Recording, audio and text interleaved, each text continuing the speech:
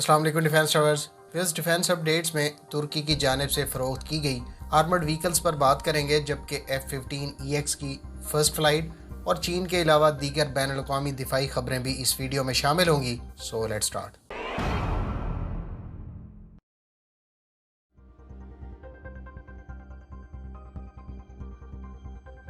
Viewers, अल्हम्दुलिल्लाह आज पाकिस्तान ने कामयाबी से गजनवी मिसाइल का ट्रेनिंग लॉन्च टेस्ट सर अंजाम दिया। 290 किलोमीटर रेंज रखने वाले इस शॉर्ट रेंज बैलिस्टिक मिसाइल को पाकिस्तान की स्ट्रेटेजिक फोर्स कमांड ने लॉन्च किया। व्यूअर्स, मेरे ख्याल से हालिया सीरीज ऑफ टेस्ट पाकिस्तान की जानिब से अमरीकी सैटेलाइट एंड नेविगेशन सिस्टम यानी GPS से चाइनीज सैटेलाइट और नेविगेशन सिस्टम यानी बेडू पर शिफ्ट होने के तनाजुर में कंडक्ट किए जा रहे हैं। दूसरी बड़ी वजह मिसाइल के एक्यूरेसी और दीगर पहलुओं की जांच पड़ताल भी हो सकती है, जो फौज में मिसाइल के इंडक्ट होने के बाद 12 दफ़ा सर अंजाम दिए जाते हैं। अगर तो ये मिसाइल टेस्ट सैटेलाइट और नेविगेशन सिस्टम पर शिफ्टिंग को लेकर एक्यूरेसी जांचने के तनाजुर में हुए तो आने वाले अरसे में हम मजीद टेस्ट की तवक्को भी कर सकते हैं। याद रहे कि इससे पहले इस मिसाइल की ट्रेनिंग लॉन्च जनवरी 2020 में कंडक्ट की गई थी।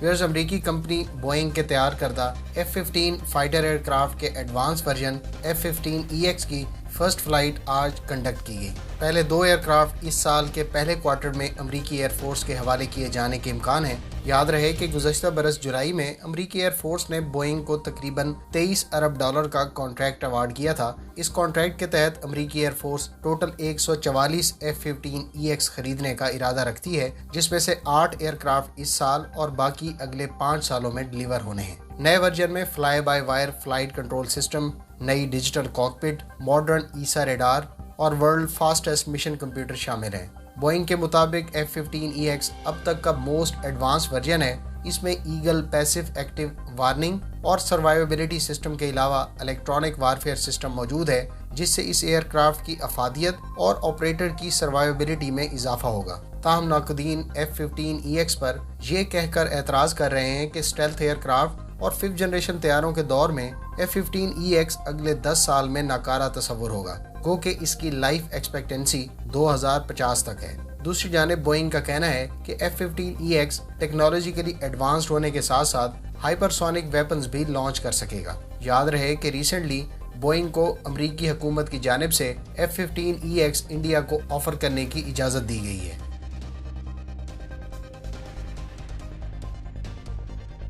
व्यूअर्स, तुर्की ने $47.6 मिलियन की डील के तहत 2 टाइप्स की आर्मर्ड पर्सनल कैरियर यानी बख्तरबंद गाड़ियों की फरोख्त का ऐलान किया है।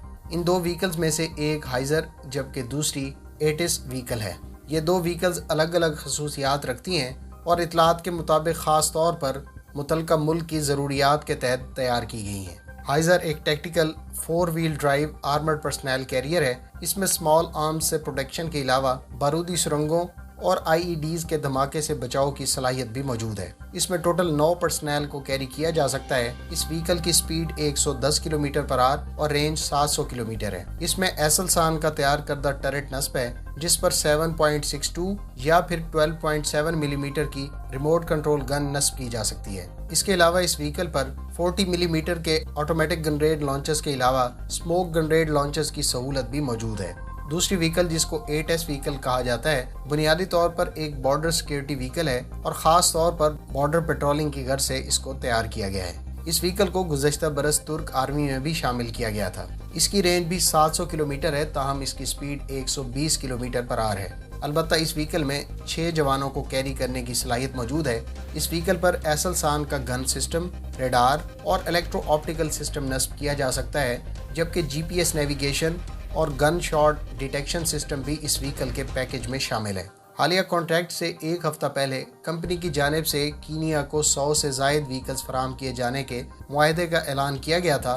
गो कि इस हालिया कॉन्ट्रैक्ट में मुल्क का जिक्र तो नहीं किया गया, ताहम ये मुआहदा कीनिया के अलावा किसी और दोस्त मुल्क ने तुर्की के साथ तय किया है और इसकी डिलीवरीज 2021 में शुरू कर दी जाएंगी, जबकि ये आहिस्ता आहिस्ता 2022 तक मुकम्मल होंगी। फ्रेंड्स, मेरी ख्वाहिश है कि तुर्की से ये व्हीकल पाकिस्तान हासिल कर रहा हो, क्योंकि इन दोनों व्हीकल्स की स्पेसिफिकेशन देखते हुए ये बात वसूख से कही जा सकती है कि ये पाकिस्तान की बॉर्डर सिक्योरिटी और हॉट जोन में पेट्रोलिंग की ज़रूरियात को फुलफिल कर सकती हैं। आपकी इस बारे में क्या राय है, कमेंट बॉक्स में इसका इजहार ज़रूर करें।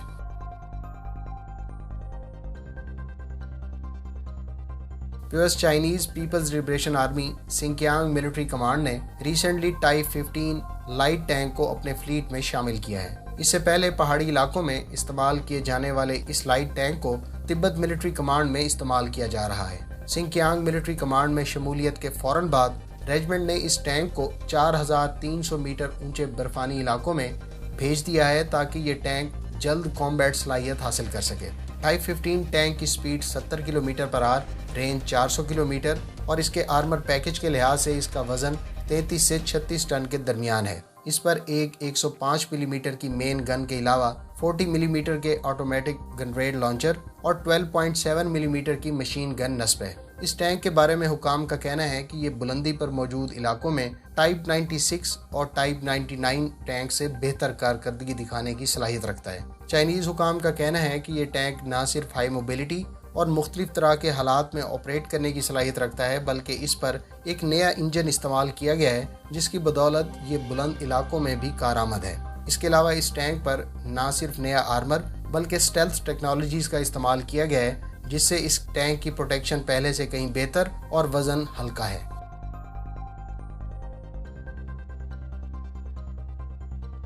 चीन ने इस साल के पहले माह तकरीबन रोजाना की बुनियाद पर ताइवान स्ट्रेट के करीब एयरक्राफ्ट्स की परवाजें जारी रखी। माहिरीन के मुताबिक ताइवान की जानिब से आज़ादी की बातों को लेकर न सिर्फ चीन इस तरह के किसी इकदाम के लिए बातों की हद तक संगीन नताइज की बात कर रहा है, बल्कि अपने एयरक्राफ्ट्स की पेट्रोलिंग के जरिए से ताइवान को एक वाज़े पैगाम दिया गया है। मिसाल के तौर पर सिर्फ एतवार के रोज़ ही चाइनीज़ एयरफोर्स के एयरक्राफ्ट 3 मरतबा ताइवान के जनूब मगरबी एयर डिफेंस जोन में दाखिल हुए।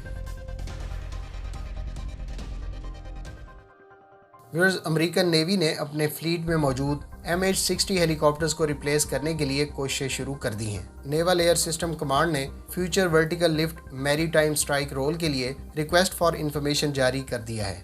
रिक्वेस्ट फॉर इंफॉर्मेशन में जो मिशन सिनेरियो मेंशन किए गए हैं उसके तहत इस प्लेटफॉर्म में इंटेलिजेंस, सर्वेलेंस, रिकॉनेसेंस और टारगेटिंग के अलावा surface warfare, anti submarine warfare, special operation force support, command and control, logistic और माइन काउंटर मैयर सलाहियतें शामिल हैं।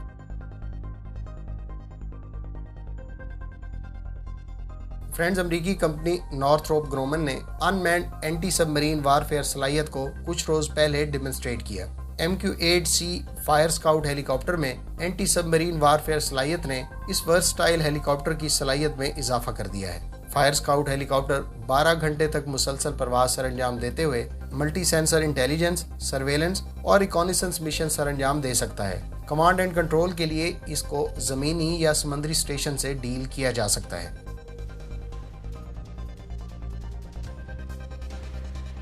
फ्रेंड्स, इतलात के मुताबिक इंडिया इस साल S-400 एयर डिफेंस सिस्टम की पहली रेजिमेंट रिसीव कर लेगा। रूस के एक आला अहदेदार ने ये बात आज इंडिया में कही। उनका कहना था कि इंडिया को S-400 सिस्टम की डिलीवरी शेड्यूल के मुताबिक होंगी और पहली रेजिमेंट इस साल के आखिर तक डिलीवर कर दी जाएगी।